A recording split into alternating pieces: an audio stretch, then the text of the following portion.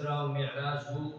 ئەوەش پێیەکێکە لە معجیزە هەرە گەورەکانی پێغەمبەری نازدار صلی الله عليه وسلم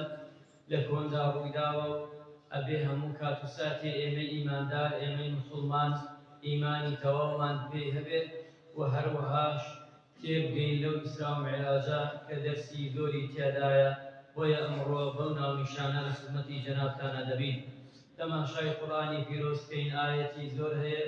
بەڵام سورەتێ لە سورەتەکان بە ناوی ئیسراء هاتووە و پاشانش پەروەردگارە فەرمێت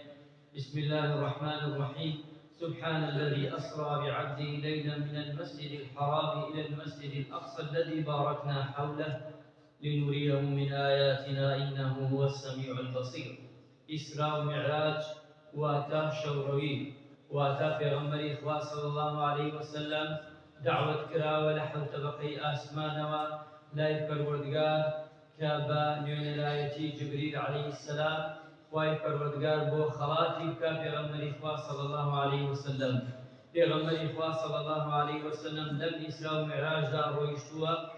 کە ڕۆیشتووە بە ڕوح و ڕۆیشتووە بە جەستا. ئەگە تەماشاش کەین ئیسرا و معراج لە دوای چی و لە پاشی چی؟ ئیسرا و معراج لە پاشی ئەوەی کەوا پێغەمبەری خوا صلی الله عليه وسلم یەکێ لە خۆشەویستانی مردووە ئەوش عەمێتی ئەبوو طالب و پاشان خێزانی ئەم دوانە زۆر پشتیان ئەگەر لەسەر زەویدا وەک ئەسباب لە دوایە ئەمانە نەمان کافران زیاتر توانیان کەوا نێزی بنەوە لە پێغەمبەری خوا صلی الله عليه وسلم ئازاری بدەن. لە پاش ئەمە ئەو حیصاریان خستە سەری ناچار بوو پێغەمبەری خوا صلی الله عليه وسلم مەککە بەجێ بێنێت. کاتێ بەجێ هێشت بۆی بۆ طایف کە لە طایف ئەوەی کە ڕوویدا وەک پێغەمبەری نازدار صلی الله عليه وسلم فەرمێت لە ژیانمدا 2 ساتە وەخت 2 کات زۆر سەخت بووە لەسەرم. یەکێکیان ئەو کاتەی کە چووم بۆ طایف هەموو مناڵەکان و هەموو شێتەکانی طایفیان بەرداوەگیانم بەردبارانیان کردم خوێن لە سەری مبارەکی هەتا پای مبارەکی پێغەمبەری خوا صلی الله عليه وسلم کە ڕشاو نانیە لا بچێتە ئەوێوە و لەگەڵ دووەمیانە کە پێغەمبەری خوا باسیەکە شەڕی ئەڵێ ئوحود بووە و پاشان گەڕاوە بۆ مەککە پێغەمبەری خوا صلی الله عليه وسلم لە مەککەشدا دەرگایان لێ نەکردەوە نانیە لا بێتە ژوورەوە دووبارە بۆ مەککە. بۆیە ئەو کاتە لە دوایەوە بە گیانی مبارەکیدا خوێن هاتە خوارە و دەستەکانی بەرز کردەوە وتی خوای گیان تۆ دەزانی کە من زەعیفم کەسم لەگەڵا نییە ئیلا تۆ نەبی پشت و پەنامی. لەو کاتەدا داخڵ بوو بە مەککە لە ڕێگەی پیاوەکە مەطعەمی بن عەدی ئەم پیاوە گردێ خۆی کەوا ئەم پیاوە کە داخڵی کرد لەژێر باڵی ئەمدا کە کافرش بووە ئەو کاتە کە چووە مەککەوە و نەیانتوانی کافران هەتا لە ماڵی ئەودا بوو. کەواتە سات و کاتی پێغەمبەری خوا صلی الله عليه وسلم لە مفنەدا بوو کەسی لەگەڵا نەبوو. لە پاش ئەمە خوای گەورە دعوەتی کرد بۆ ئاسمان پێی گوت وا مەزانە لەسەر زەویدا کەس ڕوو پێنادا. ئەو کاتە ئاسمان و خودای پەروەردگار لە پشتە و ئەو دینەش هەموو سەرزەوی دەگەیە پێ و سەرزەوی هەمووی ئیمانی پێدێنێ ئەگەر هەندێکشی نەبێت. ئەگە تەماشاش کەینەمە وەک پیاوچاکان فەرموویانە ساڵ و نیمێک پێشی هیجرەت ڕوویداوە یان فەرموویانە 12 ڕەبیع ئەوەل لە 27 یان وتویانە چەند قەولێکەیە لەسەری یان 5 پێشی هیجرەت ئەمانیان وتووە و بە چەندێکی تر ئێمە ناچینە ئەو تەفاسیلە ئەچینەوە بۆ لای پێغەمبەری نازدار صلی الله عليه وسلم. پێغەمبەری خوا فەرمێ خۆی گێڕێتەوە ئەفەرمێ پێغەمبەری خوا صلی الله عليه وسلم من و حەمزەی مامم و هەروەها جعفەر خەوتوو بووین لە ناکادا بینیم 2 کەساتن وەک ئەوەیە بەخەبەر بم وەک ئەوەش بێکە نەخەوتوو بووم. ئەڵێ وتیان لە بینی خۆیانە وتیان ئەمانە کامنیانە. یەکێکیان وتی ناوڕاستینەیە وتی هەڵمیان سان و وتیان وەرە بردمیان بەڕێگا چووین ئەمجا وتیان خودو خەیڕەکم یان خودو خود سید القومی پیانی وت واتە چاکتریان ئەوەی ناوڕاستە یان کە خادمی گەلێک و قەومێک ئەوەی ناوڕاستە. واتە مەلایکەکان گفتوگۆیان کردووە لە بینی هەرسێکتانە کە خەوتوونە و شەوە کە پێغەمبەری خوا صلی الله عليه وسلم لماڵی ئەم پیاوێ لەبووە لە ماڵی خۆیان نەبووە بۆیە پێغەمبەری خوا صلی الله علیه وسلم بانگیان کرد بۆ ئەو شەوڕەویە کە بەرەو ئاسمان بچێت پێغەمبەری نازدار صلی الله علیه وسلم و پاشانش پێغەمبەری خوا صلی الله علیه وسلم فەرمێت لە پاشەوەی هەڵمیانسان ڕۆیشتی کەوا بەرەو ئاسمان لە پاشەوەش کەوا پێش ئەوەی بگەینەوەی سێرەکەم وڵاخێکیان داناوە ناوی بوڕاقە ئەم وڵاخە نا لە ئێستر زۆر بەرزترە و نەدوو لە ڕووجەناڵتان لە گوێ درێژ نزمترە بانشانی پانە و ئەژە کاتێک گەیمای بە جبریل وتی بچۆ پشتی ئەم گیان لەبەرە هاتم سواری پشتی بم ئەوە بوو کەمێ دەستی کردە حەرەکان جا جبریل عەلەیهی سەلام پێی فەرموو ڕاوەستە ئەزانی کێیە سواری پشتت دەبێت باشترین مەخلوقات ئەمان نوێنراوی خوایە دعوت کراوە محەممەد صلی الله علیه وسلم پێغەمبەری نازدارە فەرمێ دەنگی لێوە نەهات ئەڵێ من سوار پشتی بووم جبریلش و جبریل لە پێشەوە منش لە پاشەوە ئەڵێ هەر هەنگاوێکی ئەنا مەسافەی چاوێک بوو چەندێ بڕەکە بە زووترین کات گەیمانە بەیتل گەیمانە قودسی ئێستا ئەلەوێ پێغەمبەران شوێنێکیان بۆ دیاری کرا و هەموو ئەوانەی کە دێن بۆوێ کە ڕچەڵی دنێ حەیوانەکان ئەبەستەوە ئەوێ دوور کات نوێژم کرد لە پاشەوە ئەمجا فەرمێ پێغەمبەری خوا صلی الله علیه وسلم ئەلەوێدا پاشان کە هەڵمیانسان لە دوای ئەوە گەیماوێ زگمیان پاک کردەوە ئەفەرمێ زگم هەرچی دڕیان لە خوارگی قورمەوە تا سەرسێنگم خوارەوە ئەوەی پیسی بوو دەریان کرد یەکێ لە ملایکەکان فەرمووی جوان بیشۆنەوە دەریان کرد ئەوەی کە مرۆڤ هالە سنگیە ئەوەی حکمت و ئەوەی چاکە و باشە بێ خستیانە سنگی مبارەکی پێغەمبەری خوا صلی الله علیه وسلم پێغەمبەری خوا فەرمێ ئەمەنە ئەوانەی کە خراوە سنگم حستم پێ ئەکرد دەمارەکانم تون دەبێت و سنگ و وەرزگم هەمووی پڕ بوو زانیم کە شتێکە دوای جبریل عەلەیهی سەلام بەدەستی مبارەکی ئەو تەقەڵانەیان ئەو دڕایە هێناوە یەک و دەستی هێنا پێیدا پاشان ئەمە بەرزووینەوە بۆ ئاسمان لەگەڵ جبریل عەلەیهی سەلام کە نوێنەری خوای پەروەردگارە داوەت کراون بۆ ئاسمان ئەفەرمێ پێشەوەی بگەین بینیمان لە ڕێگادا موسامان بینی لە پاڵی تەپەڵکەیەکدا وتم ئەمە کێیە ئەی جبریل وتی ئەوە موسایە موسای براتە ئەوە تا لە قەبرەکەیدا نوێژ دەکا ئەڵێ پاشان ڕۆیشتین دوو شتیان هێنا دوو بەرداخیان هێنا بۆم دوو پەرداخ پەرداخێکی شیر و پەرداخێکی عەرەق ئەڵێ من شیرەکەم هەڵبژار جبریل عەلەیهی سەلام وتی فەرمووی ئومەتەکە لەسەر فیترەتە واتە لەسەر پاکێتی دەڕوا خوانەکە ئەگەوەکە بوایە خراپ دەبوو ئەڵێ لە پاش ئەمەش چووینە سەرەوە چوومان بۆ ئاسمانی یەکەم ئەماندا لە هەر دەرگایە ئەی کێیە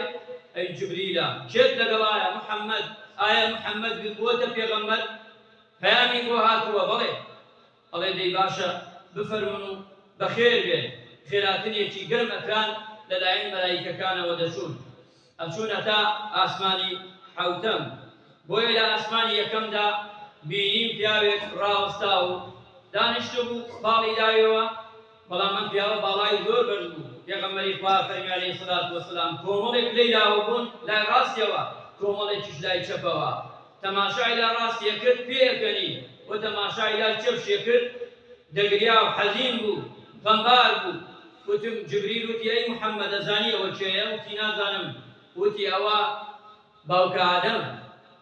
ئەوە ئەیوتی بۆ حاڵەتی وایە ئەی جبریل وتی لەبەرەوەی تەماشای لای ڕاستەکە ئاهلی باش دەبینێ زۆر دڵی خۆش دەبێت نەوەکانی دەبینێ دەچێ بۆ باش پێی خۆشە بەڵام تەماشای لای چەپەکانەوەکانی دەبینێ لە دۆزەخ غەمبارە بێ بێتاقەتە بێ حەزینە بی دەگری دەستەکاتە گریان باوکە ئادەم سەلامی لێ کرد ئەمجا ئەوش سەلامی لێ کرد وتی سەلام لە پێغەمبەری چاک وەسەلام لە نێنراوی چاک پاشان چووە ئاسمانی دووەم لە دووەمدا دووەم پێغەمبەری بینی ئەوش عیسا و پاشانش یەحیا ئەمە خاڵۆدا یەکتری بوون سەلامی لێوانش کرد چووە ئاسمانی سێهەم هەروە جوابیانی داوە بۆیە من هەندێکی ئەبڕم چووکە زۆرە بۆی فریاد بکەوین چووە ئاسمانی سێهەم لە ئاسمانی سێهەمشدا یەحیای بینی و لە ئاسمانی چوارەمش ئەگە تەماشاکەین ئەوش کە ئیدریسی بینی و پێنجەمیانش هارونی بینی و شەشەمیانش موسا و حەوتەمیانش ئیبراهیم عەلەیهی سەلام کە بینی و پاشان بەیت المەعموور ئەمانەی بینی هەموو پێغەمبەران سەلامی لێکردن و هەموویان جوابیان دانەوە بەخێر بێ برای چاک و باش بەخێر بێ نێنراوی هەڵبژاردەی ئومەتی آخر زەمان کە پێغەمبەری خوا صلی الله علیه وسلم لە پاشدا کە موسان بینی و ئیبراهیم گوتیان ئەوە ئەناسی پیاوێکی بەتەمەن باڵا بەرز و پاشانش ڕیش و ئینی سپی بوو گەورە بوو گوتیان ئەوە ئیبراهیمە باپیرەتە بە پێغەمبەری خوا صلی الله علیه وسلم وتیان لە پاش ئەمەش بەیت المەعمووری بینی 70000 مەلایکە دێن بۆ نوێژ لە دنیادا 70000 مەلایکە دێن بۆ نوێژ یەک نوێژیان بەرەکەوێ هەتا ئەو ڕۆژەی قیامەت هەڵەسێ ئەم 70000 ناگەڕێنەوە بۆ نوێژێکی تر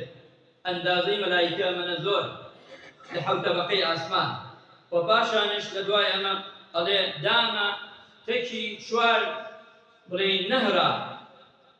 دوانیان دیار و دیانێش دیار نییە پێغەمبەری خوا صلی الله علیه وسلم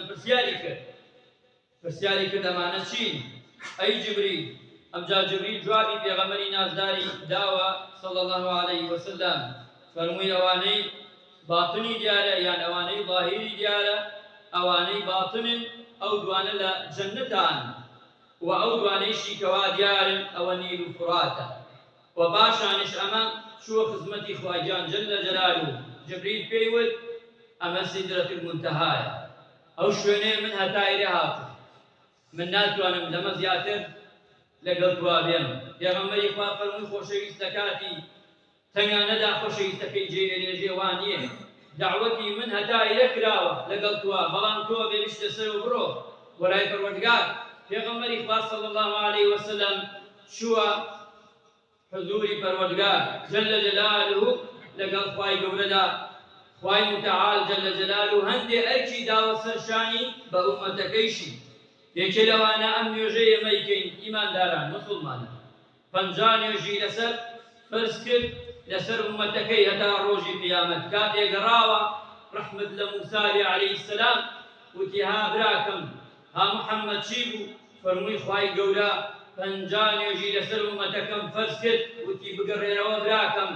من خەڵک چاک دەناسم و لەگەڵ بەنی ئیسرائیلدا زۆر هەوڵم داوە 50 نوێژ ئومەتەکەت نایکەن زۆر زۆرە گەڕاوە بۆ دیوانی خوا وتی خوای گیان داوای کرد بۆ چل و داوای کرد بۆ سی و داوای کرد بۆ معلومی جەنابتانە و بۆ 20 هەتا کۆتای هەر موسا لەحی لێ کرد لە پێنجەکەشا ڕاوەستا موسا ئەیوت براکەم بگەڕێرەوە پێنجەکەش زۆرە ئومەتەکەت ناتوانێت خەمسار دەبن لەم پێشنەژە ئەوش فەرمووی موسا ئەمەنە گەڕامەوە دیوانی خوا شەرمەکەم بەخوا ناتوانم لە شەرما ناتوانم خوای پەروەردگار ئەمە چەند جا بگەڕێمەوە بۆمی جێبەجێ کرد لەسەر ئەم فەرزا کە خوای گەورە بەسەر ئومەتەکەما دایناوە جێبەجێ ئەکەن ئینشاءالله بەڵام هاتەوە نیدایەکات خوای متعال لە حەوتەبەقەی ئاسمانەوە بە پێغەمبەری ڕاگەیان ئەی محەممەد پێی بڵێن بە مەلایکان پێی بڵێن ئەو پێنوێژە خوای پەروەردگار لە لەوحی مەحفوظ نووسیەتی 50 نوێژە لەسەر ئومەتی محەممەد صلی الله علیه وسلم پێنج نوێژ نییە لای ئێوە پێنجە لە دیوانی خوا 50 نوێژە یعنی ئێستا ئەم نوێژی جومعەی ئێمە دەیکەین بێجگە لە فەرزەکەی لابە 10 نوێژە یعنی ئێمە شەو ڕۆژێک 50 نوێژەکەین یەک بەدە نوێژەکانە بێ ئامان 100 ئامان نوێژەکانمان زۆر یابین یەک نوێژ نییە سادە هەر نوێژ یەک فەرزێک دەکەی لە دیوانی خوادا 50 نوێژ هەر فەرزێک دەکەی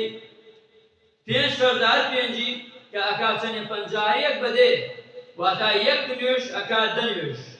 دوو نوێژەکە 20 40 50 نوێژ یەک بەدە